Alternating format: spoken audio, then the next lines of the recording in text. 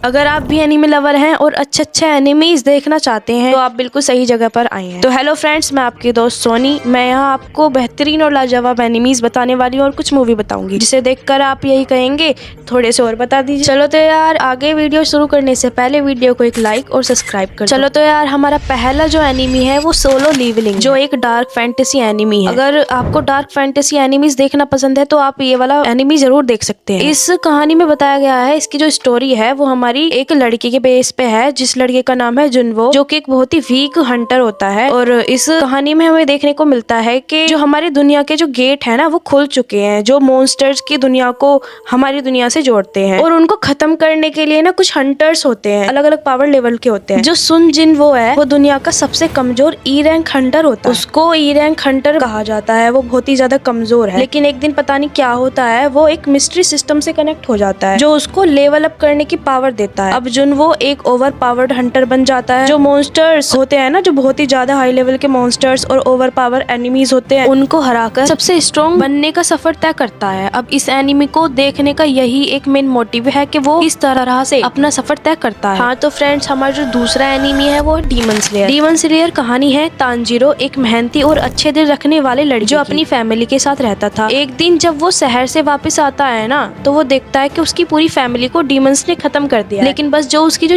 एक छोटी बहन थी सिर्फ वो बच गई थी, लेकिन वो भी एक डीमन बन चुकी थी। अब जो डीमन स्लेयर का जो तांजीरो है ना, वो अपनी छोटी बहन को बचाने का फैसला करता है। अब वो तांजीरो अपनी छोटी बहन को बचाने के लिए ना डीमन स्लेयर कॉर्प्स ज्वाइन कर लेता है, ताकि वो अपनी बहन को जो डीमन बन चुकी है उसको इंसान बना सके। तो फ्रेंड्स, बेहतरीन स्टोरी है, और अगर आपको एक्शन प्लस इमोशन प्लस बेहतरीन एनिमेशन पसंद है तो ये एनिमी सिर्फ आपके लिए ही है। तो फ्रेंड्स, अगर आपको मेरी वीडियो अच्छी लग रही है तो इस वीडियो को एक लाइक कर दीजिए। चलो तो फ्रेंड्स, अब हम अपने तीसरे एनिमी की तरफ बढ़ते हैं, जिसका नाम है डेथ नोट। अब मान लो आप एक हाई स्कूल के लड़के और आपको एक डायरी मिल जाए, और वो डायरी जो है उसमें अगर आप किसी का भी नाम लिखे तो वो इंसान मर जाएगा।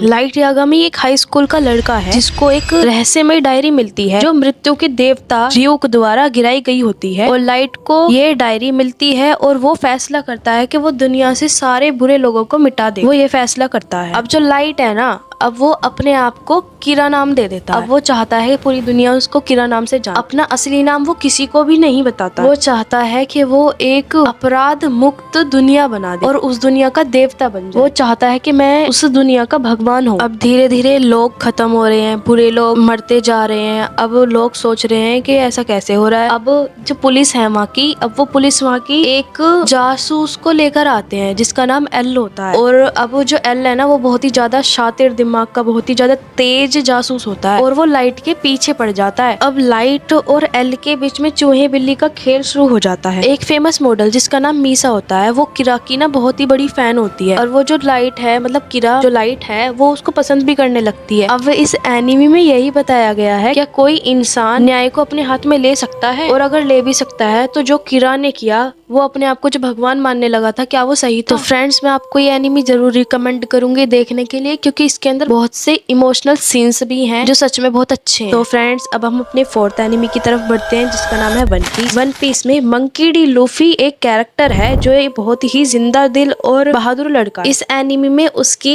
समुद्री यात्रा के बारे में सब बताया हुआ है। अब जो मंकी डी लूफी है ना, उसने बचपन में ना एक गम गम नोमी, जो कि एक डेविल फ्रूट है, वो खा लिया था, जिसकी वजह से उसकी जो बॉडी है ना बहुत रबर की तरह हो गई थी, बहुत ही खिंचने वाली। एक तरह से वो उसका स्ट्रॉन्ग पॉइंट बन गया था। अब लूफी अपनी टीम क्यों बनाता है, और समुद्री यात्रा क्यों करना चाहता है, और वन पीस क्यों खोजना चाहता है, और वन पीस पाने के बाद वो क्या करेगा, और क्या वो पायरेट किंग बन पाएगा, इस एनिमे में हमें यही देखने को मिलेगा। और ये जो एनिमी है ना, वो सच में बहुत अच्छा है। वो पूरी तरीके से एक एडवेंचर की तरह है। अब मैं आपको ये एनिमी रिकमेंड जरूर करना चाहूंगी। चलो तो यार, अब हम अपने लास्ट एनिमी पे बढ़ते हैं, जिसका नाम है attack on Titan. Attack on Titan, पहली बात तो टाइटन्स का होते क्या हैं? अब टाइटन्स वो होते हैं जो इंसानों को खाते हैं, एक तरह से ज़ॉम्बीज की तरह मान लो। वो बहुत ही बड़े बड़े होते हैं, बड़े भी होते हैं, छोटे भी होते हैं। अब इस जो एनिमी है ना, उसके अंदर एक इरेन नाम का लड़का होता है जो दीवारों के अंदर कैद महसूस करता है। अब वो कैद महसूस क्यों करता है, ये आपको इस एनिमी में देखने को मिले। अब जो इरेन है वो टाइटन से नफरत करता है, और वो टाइटन से नफरत क्यों करता है? अब वो फ्रीडम पाना चाहता है, और क्या उसका जो फ्रीडम पाने का विचार जो है, क्या वो आगे जाके बदले मिलेगा, इस एनिमे में आपको यही देखने को मिलेगा।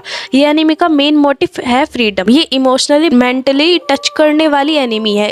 इसे देखना मतलब फ्रीडम का असली मतलब समझना है। मेरा तो मानना यही है। और फ्रेंड्स, मैंने जो आपको ये 5 एनिमीज बताए हैं, आप मुझे ये देखकर बताना कि आपको ये कैसे। अगर आपको मेरी वीडियो अच्छी लगे तो इसे लाइक और सब्सक्राइब कर देना। Thank you.